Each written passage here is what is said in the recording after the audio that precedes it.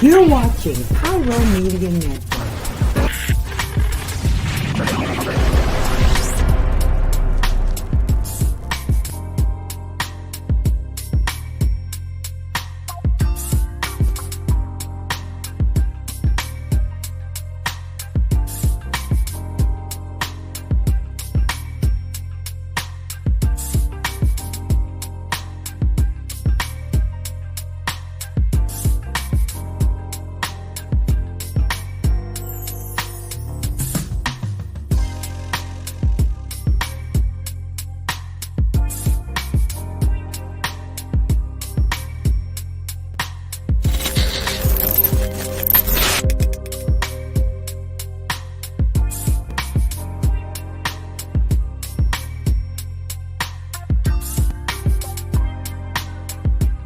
Hello, Pyro Media family. Thank you for tuning in. If this is your first time joining us, welcome. We hope your experience with us is fruitful. While we are loading your experience, please do us a quick favor and hit that like button from whichever platform you're watching or listening on. And we do hope you consider hitting that subscribe or follow button so you can check out more of our amazing content. All right, let's start the show.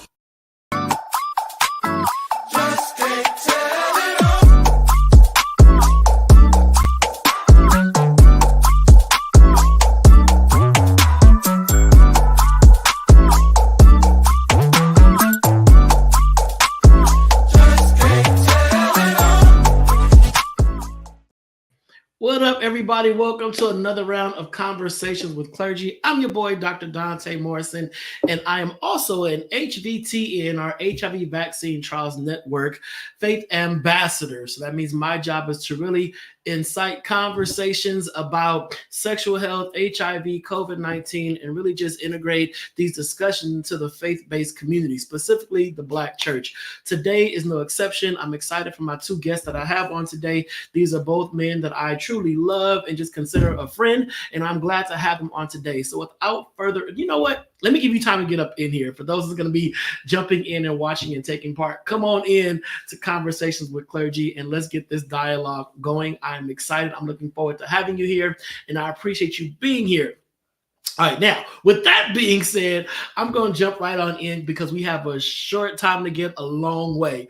So my first guest is no other than Pastor Sammie Haynes. And Pastor Sammie Haynes is currently the lead pastor for Vision Church Los Angeles, founder of Love Freedom Movement, chief operations officer for United Progressive Pentecostal Church Fellowship, and creator of the Perfect Gentleman Academy. Pastor Sammie is the epitome of a man seeking to live out his God-given destiny without fear, challenging others to take control of their life experience, fulfillment, and success. His mantra, if God made me an original, why die a copy? Come on here. He clearly continues to defy the odds with an intense work ethic to achieve every vision placed in his heart to transform lives. Yo, family, please help me welcome to Conversations with Clergy, Pastor Sammie Haynes.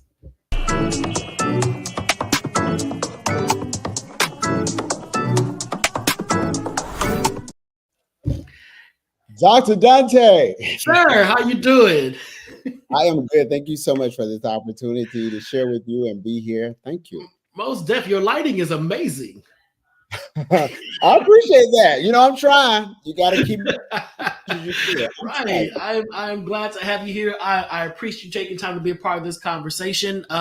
We're gonna dive in right after I bring on our other guests. So just stay tuned. Let me do this extensive bio. One sec. So Pastor Curt D. Thomas is the founder and senior pastor of the Renewed Church of Los Angeles, an affiliate of the United Progressive Pentecostal Church Fellowship. He is a native of Pasadena, California, and began his ministerial journey at the age of 9. Can you believe it? He was raised up in church. He is a graduate of Stillman College in Tuscaloosa, Alabama, where he received a Bachelor of Science in Education. Look at that. How about that? He has been privileged to work with a series of ministries and organizations, including the Black AIDS Institute. He has also delivered words at the Congressional Black Caucus Annual Legislative Conference, at a town hall meeting with Hill Harper, and a host of other great leaders. He serves as He has served on the Community Advisory Board for CDC programs for the APLA Health and Wellness. He's a member of the Black Treatment Advocates Network through the Black AIDS Institute. And when it comes to awards, he is honored with the Bayard Rustin Award and a former honoree of the Congressional Award from City Councilman Michael D. Antonovich. He is the director and manager of Mama's House Incorporated, which is a housing program geared towards reaching the homeless and disenfranchised people. Mama's House currently assists the community, which they serve clients with different vulnerabilities.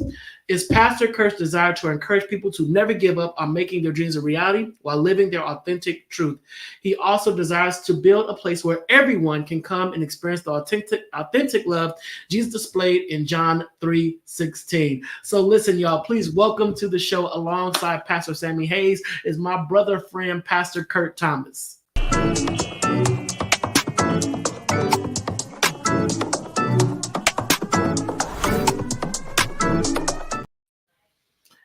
I know, right? You got a vocal with it. It's that music. It's that music. Hey, everybody. How you doing? How you doing, Pastor Curt?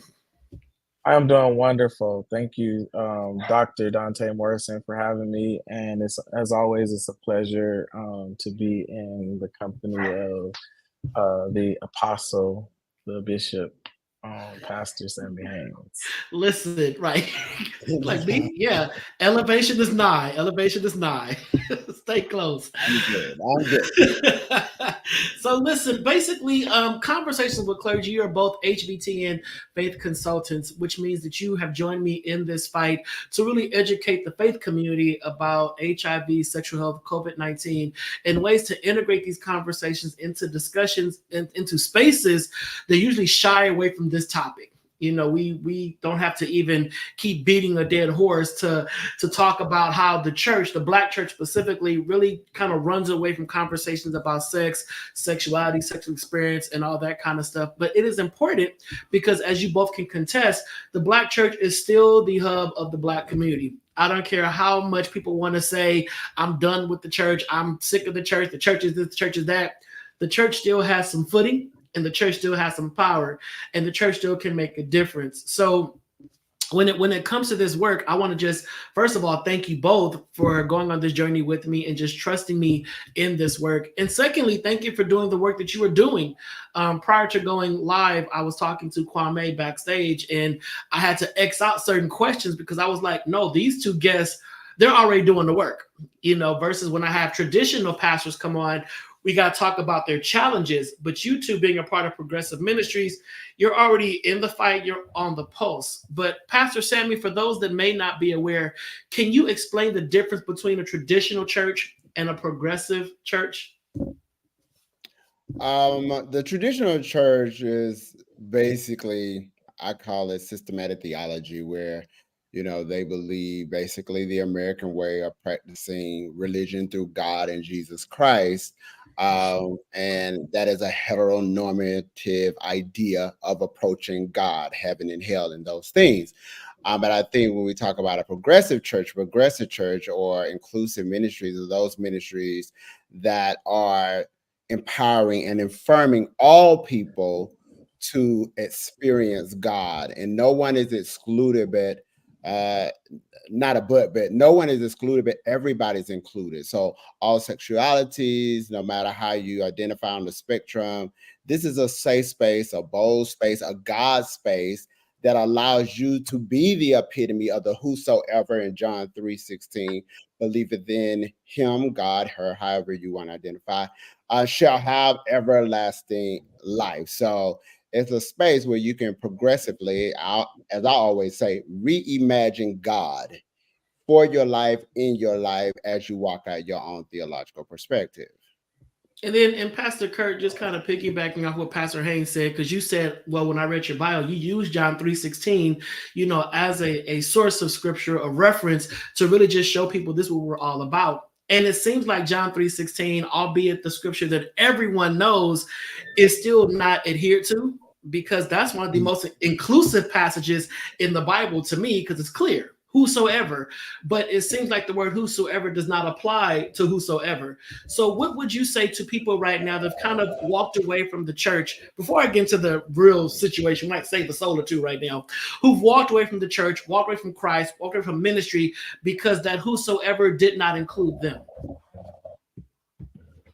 Well, what I would say to anybody that has walked away from the church, that I think, as Pastor Sammie said, you have to reimagine what church really is, and the concept of church can't be diluted by what a person told you. The concept of church has to be invigorated by what God has said. So if God said, "Whosoever will, let him come," then you have to live in the fact that God said that I am a part of the beloved, and even though you may not believe that, I'm still a part of the beloved. I'll give an example like this: is that if you own a nice car, and you have the keys to it, but someone says black people can't own nice cars. Well, does it denote the fact that you own a nice car, or do you have the keys? And so I think the reality of the fact is that we have the keys and the principles that are in place for us to become, or for us to become activated in our faith, versus um, people that live under the guise of others' theological distinctives. I love that. I love that. Both of y'all are prolific in your own way, in your own approach, and I just know that people are really being brought back to Christ because of your approach to the gospel, and I thank you for that. So let's dig into this first question. You know, conversations with clergy, we like to keep it hot, honest, open, and transparent. You know, so don't hold back. Over the last 2.5 years, I've had clergy on here from all across the country who have really just dug deep. I've had traditional, inclusive, progressive, affirming, however you want to say it, but all of you have said the same thing, that HIV and sexual health and sexuality needs to be something the church is talking about. So our first question for the night is this: as a pastor, how do you address sensitive issues such as sex, sexual identity, and human sexuality from a safe and spiritually healthy place? And I say spiritually healthy place because I've also met a lot of affirming pastors that they seem like they're more focused on the inclusion and less on the morals of the Bible. If that makes sense, if that makes sense. So I want to, you know, Pastor Sammie, how do you incorporate all them and say, yes, be you, be free, live your best life, but still be a Christian? You know, let's not lose the Christ concept of all of this. So how do you approach this, Pastor Sammie? I think I approach it three ways, I would say. Number one, that I always remind people, like, we are so quick to say that I am a representative of the body of Christ. But to be that representative of the body of Christ, you must first love the body that you are in. So to thine own self be true. So we're always about affirmation, like affirming your presence, affirming your body, your mind, spirit, and soul as the imago Dei, that you are the image and the reflection of God. So through affirmation. And number two, I think, is through expansive learning, where we are using information in order to inform our present way of being and seeing ourselves. So through other books that are around not only just theological perspective, but about just living life and moving from a mindset of just trying to survive to, like, what's in my hand? Am I an entrepreneur? Am I, should be an actor? And I'm also a big proponent around education, like go back to school. Like, so it's one thing to talk about it, but I think it's important within our community for there to be upward mobility and to understand the power of our cultural currency. It's also through me as a pastor saying, go back to school, get the education that are necessary, get the license that are necessary for you to be able to elevate your income level. And then the last thing I would say as a pastor, how I address sensitive issues is that I actually have open dialogue in my sermons. So I include information about partnership, information about sex and sexuality and interaction. Like all of those things to me is important. Like no secrets are here. Because what I want you to do is live your best life. And the only way that I can do that is move from the concept of what happens in this house stays in this house. But what I have to do is give voice to it, use my voice. I don't have laryngitis, but use my voice in that pulpit in order to liberate you into a way of being and appreciating the body you're in and your sexuality. I love that. I love that. Pastor Curt? So for me, the to conceptualize or to get someone to understand, I'm a visual person. And so I normally direct people to do two things. The first thing that I direct them to do is to go, there is a great movie that people can watch on Netflix. It's called Prayers for Bobby. I normally direct people to go and watch Prayers for Bobby. And then the second thing that I instruct people to do is to watch, there is a great documentary that's written from, it's by a lesbian, but written from a heterosexual perspective, and it's called A Fish Out of Water. And so I normally direct people to go to those two things, to actually watch it, to take notes, and then to come back and have a conversation with me. And then in that, we're able to denote and to discuss all of the verses, all of the chapters, all of the different things, or the different ideologies that are placed in our lives by different people. At the end of the day, I think that Rick Warren says it best, that the inclusivity of the church is the third leg of a stool. And so without that third leg, there can be no church. And so I think that it's super important for us to be able to invite people to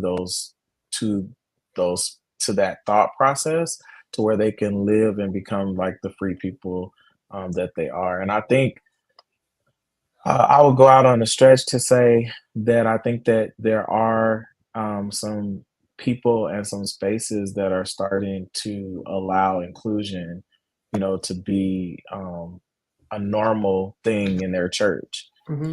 It's not, I won't say it's at 90 or 100%, but I think that we are at about 30 or 40% now, to where there are people that are actually having conversations around understanding, and then denoting those conversations to make sure that people feel heard, that people feel seen, that people feel a part.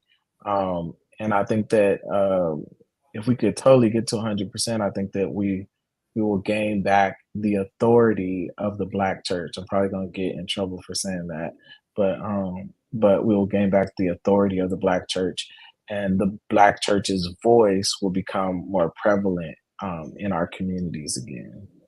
And let me say this, because now that you two, both of you work in the sexual health space, from a personal perspective, from a clergy perspective, you both work in the spaces where people who are either at risk for contracting HIV or living with HIV are able to come to you and candidly talk about their fears and their concerns without biblical judgment. So let's just say that is something that you have the upper hand on, as opposed to more traditional clergy who shy away from that. So when you have people who come to your church, or have you ever had anyone to come to you that felt that their HIV diagnosis was a result of their lifestyle or whatever, and this is God's way of punishing them, and you had to kind of, like Pastor Sammie said, reimagine God, and I'm sure that you both have inherited a lot of people who have church trauma, who have both gay and straight, who have been browbeaten by the Bible and whatnot, and their lives or their behaviors or sexual proclivities, were a result of just living in the dark. And I say living in the dark because when you're living in the dark, you're more risky. You do risky stuff because, let me go out and hold a day and then get back in church on Sunday and repent. So you have these individuals that come to you just broken and running from God, but still running to God at the same time. How does that anger you when it comes to the Black church and how we do certain populations? And then how do you guide that person towards a place of healing and self-affirmation? Huge question. I'm sorry, Kwame, it's not on the PowerPoint, but it just hit me when you were talking, and I thought about the demographics that you serve. You serve a lot of people who do have church trauma, and they're coming to your spaces of inclusivity to feel like they're part of a community that's going to embrace them for the totality of who they are. How has that been a blessing and a curse? Pastor Sammie, you go first. You know, I was going to say, go ahead on, Pastor Curt. I would say, yes, you are completely correct. In this space that we are in, for me personally, I encounter it, I would say, almost every week. And at some point, and even during the pandemic, it was almost every day, because people were at home, not working, and all of the traumas, all of the pain, all of this stuff was just crashing in at one point. And I became like an instant counselor. But what I have discovered, particularly serving our community, number one, is very sensitive.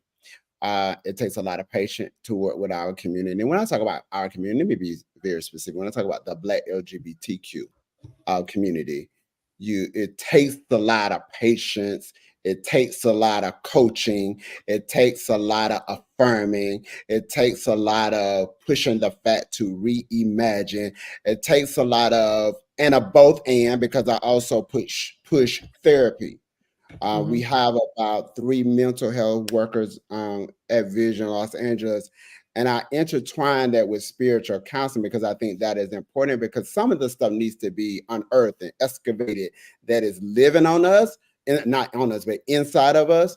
That some of it I can do through the work of ministry, but I also think you need to sit on that couch and talk to somebody about it. So I think that's important for me. And then the last thing I say, because I know we're short time, last thing I say is that every time I get a call when someone's saying, "Can you meet me at the LGBT center?" I get very nervous, because I already know when they hear that prognosis, that diagnosis from that doctor, they instantly look at me. And even though we're living in 2024, I still get the question, "Pastor, do you think I'm about to die? Pastor, do you believe this was the reason I got it, because I am gay, or because of A, B, C, and D?" And in that moment, I always have to, I don't think it's no person I have never had to not steal and say it is life after this. Yeah. I can give you example of people who are living 20, 15, 20, 15, 12, and the years progress, who are still living from HIV.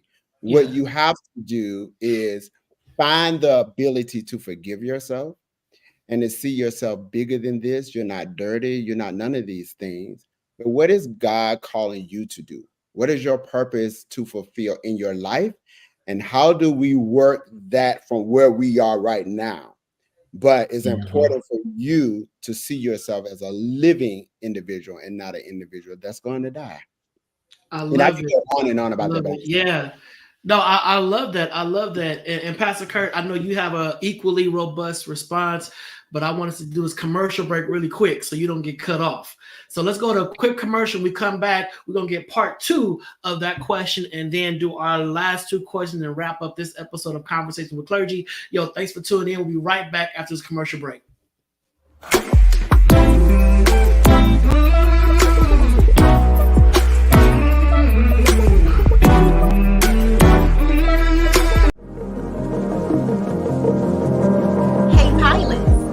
Know that you can now catch the electrifying sounds of Bulletin Flight Radio anywhere you go?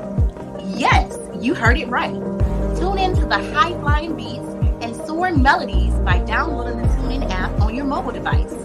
Just search for Bulletin Flight Radio and hit play.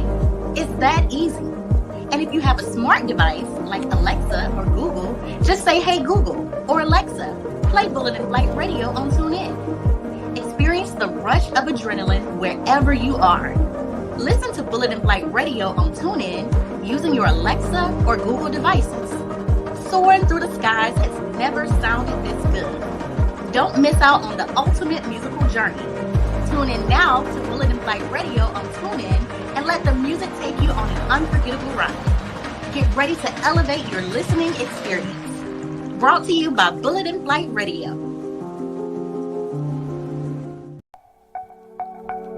Are you ready for enlightening conversations that transcend boundaries? Get ready for Conversations with Clergy, brought to you by the HIV Vaccine Trials Network. In partnership with the world's largest publicly funded international collaboration, the HVTN is dedicated to evaluating vaccines to prevent HIV and COVID-19. But their impact doesn't stop there.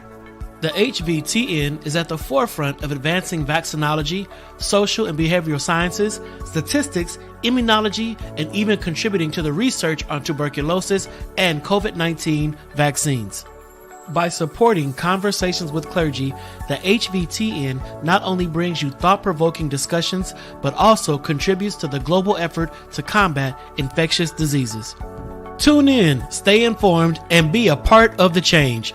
Conversations with Clergy, supported by the HVTN, empowering conversations, empowering lives. Join us in this journey of knowledge, understanding, and progress. Conversations with Clergy, proudly brought to you by the HIV Vaccine Trials Network, because together we can make a difference.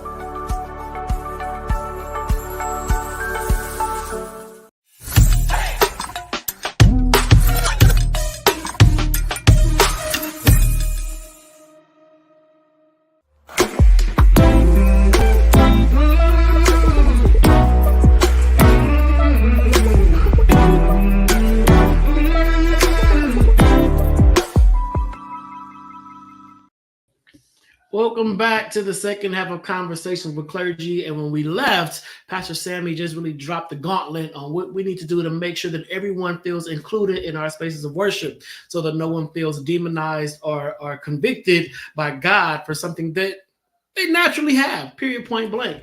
So, Pastor Curt, if you want to just elaborate on what Pastor Sammie talked about. Basically, I just asked the question, blessing or curse, dealing with people who are have been traumatized by the Black church, and how does that make you feel as clergy, having to kind of come in and repair these individuals? Yeah, I think I agree with everything that Pastor Sammie said in the contextualization of understanding what people go through. I think the saying says that broken crayons still color. And I think what happens is people get caught up on the way the crayon looks versus the ingredients are the same. Mm-hmm. And so I think that what has to happen is we have to get people to, as using Sammie's words, to reimagine who they are. And it's to say, they did like a study that said that that when people looked at pictures, that 40% of the people said everybody that was light skinned was handsome, and 60% of the people, they said because they were dark skinned that they weren't handsome. And that is all an ideology that has been taught over years and years, to where we have to dismiss that thought. It doesn't mean that that 60% is not handsome. It doesn't mean that 60% is not worthy or of whatever. It just means that people's thinking has to change. And so when it comes to sexuality, and when it comes to people being HIV positive, and when their thinking has to change, what they were told has to be reimagined to where they can see that, yeah, my crayon might be a little bit broken, but it still colors the same color as your crayon. And the last thing that I would say is, because I had time to look up the scripture, Sammie, so don't. But Proverbs 34:18 says that the Lord is close to the brokenhearted and saves those who are crushed in spirit. And so I think that it's super imperative for us to understand that God is close to us when our heart is broken. And what happens is he begins I posted this earlier on my Facebook, and I said that when you're broken, it just breaks you into more pieces for you to be be a broken blessing. And so you might have to experience different things. All of us have experienced different things in our lives, but it doesn't mean that you can't be blessed from those things. You know, I could go on a whole decalogue about all the stuff that has happened to me in my 45 years of being here on the earth. But all of those things have transferred into something else that has made me the strong individual that I am today. So I think pushing and empowering people to understand that you may be HIV positive, but it doesn't define your broken crayon. You may be, dealing with sexual ideations or whatever. It doesn't define who you are. You may have accepted the fact that you're trans and other people don't accept that. It still doesn't define who you are. Last thing, and then I'm done, is that if you watch Netta and Charles, they're a new sensation on Instagram. Charles, she is not bothered by what people are saying. She is honing in on the fact that she is who she is and she appreciates who she is. I love that. I love that. Yeah. Yes, Pastor Sam. Yes, Pastor. Y'all can't If I help can say, me. if I can say one quick thing, one thing. I think I just want to say, as I was listening to Overseer Curt Thomas, one of the things I thought was beautiful is this celebrates the work that he and I and other progressive ministries are doing, because we are creating space and changing the narrative to say that HIV positive or not, you are still the embodiment of God. Right. And when we walk in the confidence of knowing that I'm here as a representative of God, and God is not operating outside and not even dwelling in me, because he said, I'll go away, but what's coming is going to be in you. That if we really embrace the fact that God is in us, the work that we're doing is the work of God, Jesus Christ. And secondly, as pastors, we have to have the empathy. Like, we have to have the empathy as a progressive pastors for people, for their situations, to show up in a way for them that people have not showed up. Sometimes for us, we have to be able to show up because people have experienced more negative than positive things. And that's why I say all the time, we are the bridge. We are the bridge to get people over from the land of Egypt into the land of Exodus. And if we don't understand that we are the bridge with liberation in the back of us and pushing people across this water, then, we're missing our purpose and why we're here. And that's why, I always try to take moments to say, like, the work that you are doing, Pastor Curt, the work that you are doing, Dr. Donta, the work that we are doing, at the end of the day, we are saving lives. Yes. In order for them to see themselves fully of why they're here and what they've been called to do. So their gifts can bring them into the room of the right people at the right time. I love that. I love that. And then, Pastor Sammie, you said something very crucial. You said during the pandemic, during COVID, it was a tad bit more challenging, dealing with congregants. And I make this joke with everybody I talk about when they talk about people that's dealing with church hurt and over the church. I said, COVID made it legal to stay home. You can really tell your pastor, I can't, sir, I just can't do it. It's against the law. I can't come to church tomorrow. I just can't do it. And I think that was an out for a lot of people that felt trapped and obligated to be a part of a system that they had no longer bought into. So just the question now, how did COVID-19 and the pandemic, how did it impact your churches? What did it do to your ministries? Did it grow it? Did it shrink it? Was it challenging? Were you scared during that season?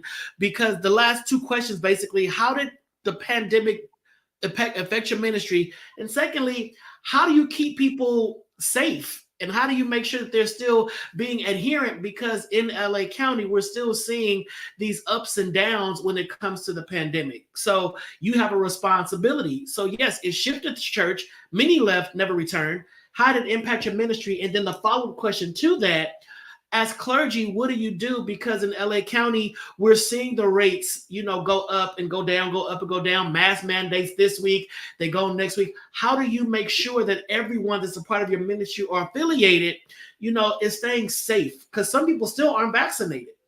Mm-hmm. Two-part question, double-headed. Pastor Curt, you go first.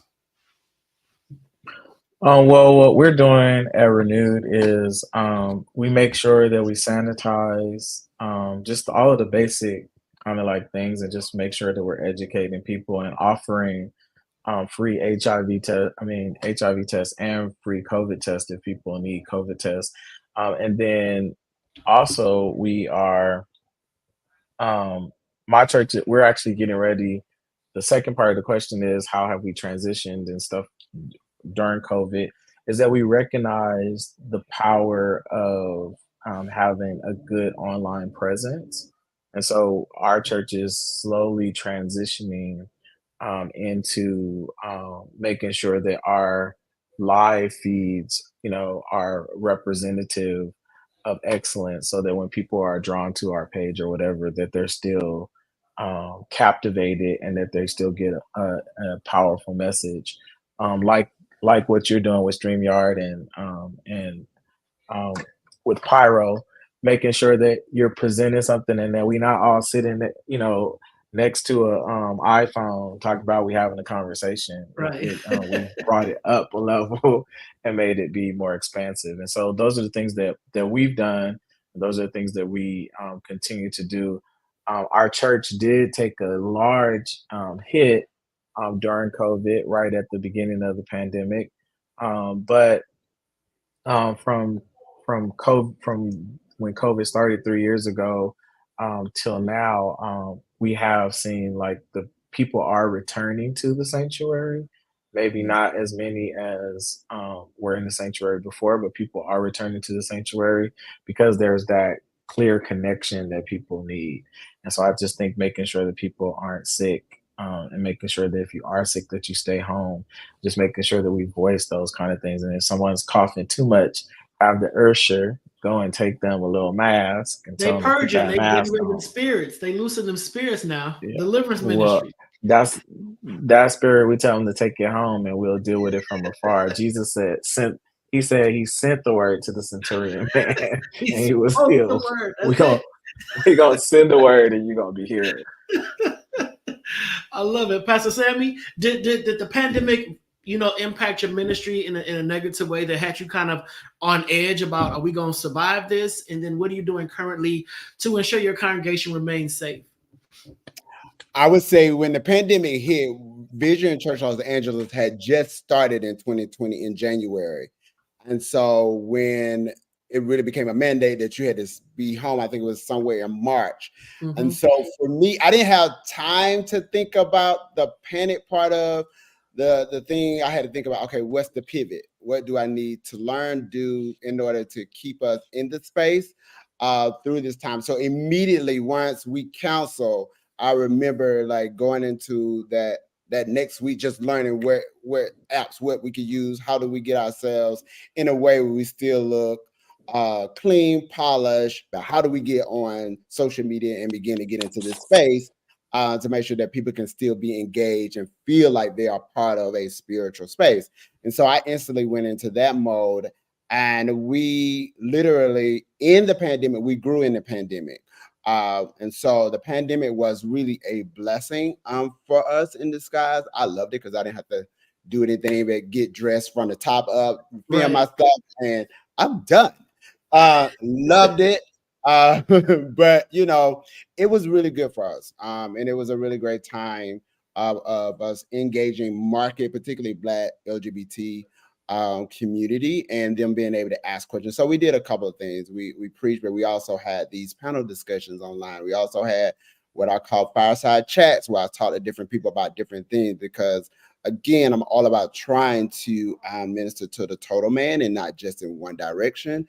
And so we use it that way. And so now as we move forward, what we try to do is really some of the same thing that Pastor Curt talked about is, we have at least once a month with someone we talk about what is happening within LA County in terms of health and wellness. And then also we still have masks available, hand sanitizer, all of that, let that mask work for you. That's important for us to put out there. And we do advise in our announcement, if you feel sick or feel nauseated, you have a terrible cough, like it's okay to stay home and it's all right. And then we use technology. Right now, I'm most comfortable with us not being visual yet, but you can go on podcasts and hear us on Apple, on your Apple Podcasts or your Spotify podcast. You can hear not always a service, but you can always hear a motivational 5-star check about. Right now, we're dealing with mental wellness in the first 85 days of the year. So we try to create these multiple ways of you engaging text, conversation, and spirituality, and not always the visual way until, we're ready to expand into that space. I love it. I love it. So listen, gentlemen, we are out of time, but I'm going to invite you guys back in March, because as you were talking, there was a topic that came to my mindset, and I really want the three of us to really combat it. I may get a fourth person on, but the topic is this, and hopefully, Kwame, you remember this because I might forget. The impact of church trauma upon HIV rates. Because I just really thought about the amount of people that put themselves in harm's way because they were engaging in unsafe behaviors, because they didn't want to live in their authentic truth. And, a lot of people, if they use a condom, it's admitting that I'm about to do something. So let me not use this condom and just pray that God doesn't let me catch something. When I catch something, oh my God. So what role did the church play in increasing HIV rates? So I want us to just talk about that in March. So I'm giving you, 3 weeks to get your scriptures ready, your sermon notes, those Nicodemuses. And then we're gonna talk about that in March. So that's what we're gonna do. So we're out of time. Basically, in 15 seconds, let the people know how they can find you on social media and what time your church start. Pastor Curt, go first. You can find us on, I think it's the renewedla.org. We also have an app. You can download the app if you have an iPhone or an Android. And then you can watch us on YouTube every Sunday. If you want to get into touch with me personally, you can reach me at renewed_man on Instagram. You can go to visionchurch.org, or you can go to Instagram to Vision Church LA.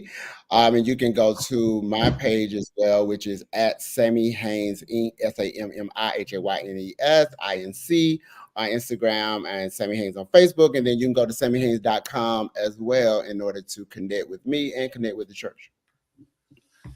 That's it. So listen, that wraps this episode of Conversations with Clergy, brought to you by the HIV Vaccine Trials Network, or the HVTN, and Church One Ministries, who is in the fight to combat COVID-19 on both a national and a local level. So please check out the websites for both of these phenomenal organizations. And then I'll be back with you next week for another Conversations with Clergy. Our special guest is yet to be determined. We're waiting on him to respond to say yeah, but I'm looking forward to March to having this conversation with these two phenomenal clergy. Listen, if you're looking for a place to go for Sunday worship, check them out in person or on social media. It will change your life and it'll help you out. So that's a wrap for this episode, and I will see you next week. Take care, goodbye, and God bless. Thank you.